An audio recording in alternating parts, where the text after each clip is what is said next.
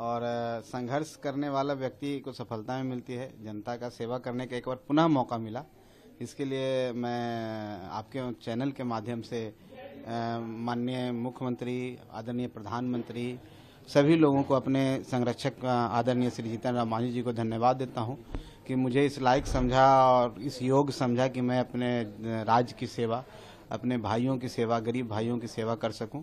और मैं जितनी मेरी क्षमता है, मैं अपनी पूरी क्षमता के अनुरूप उनकी सेवा करूंगा और सरकार में अपनी जो उपयोगिता है उसको साबित करने की कोशिश करूंगा। आपके पिताजी हमेशा कह रहे थे कि खेला होगा, all is not well in गठबंधन, और खेला हो गया फाइनली।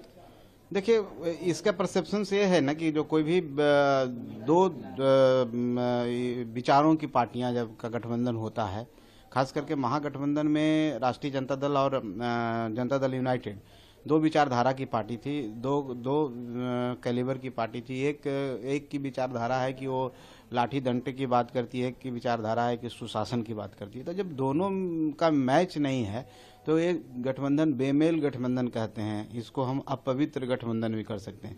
तो इस तरह गठबंधन था जहां पर माननीय नीतीश कुमार जी प्रेशराइज होते थे और उनका काम जितनी क्षमता से, जिस दक्षता के साथ वो काम करना चाहते थे और जितने उनकी क्षमता है वो कर नहीं पाते थे। और इस कारण से है कि उनके अंदर एक अजीब सी कुंठा हो गया और वो अपने आप को एक समझने लगे कि हमको यहाँ से निकलना चाहिए। और मैं तो धन्यवाद देता हूँ उनको कि बिहार के लिए उन्होंने एक अच्छा डिसीजन लिया है। नरेंद्र मोदी जी के साथ कदम से कदम मिला के चलने के लिए उन्होंने कोशिश की है और यही सही जगह था उनके लिए। हम समझते हैं कि जो जंगल राज से उन्होंने इस राज्य को उबारा था, फिर हम लोग को वही गति मिलेगी विकास की, सुशासन की, गुड गवर्नेंस जिसको हम कहते हैं। तेजस्वी यादव ने कहा है कि खेला अभी बाकी है, खेला शुरू होगा और 2024 तक जेडीयू खत्म हो जाएगी। अब तेजस्वी यादव जी को खेलने ही में ही माहिर है ना, खेलते खेलते सत्ता में चले आते हैं, फिर खेलते खेलते वापस हो जाते हैं। खेलना होना है, खेला का मतलब क्या होता है, खेला कौन खेला, कहाँ खेला जाता है, उनको पता नहीं है।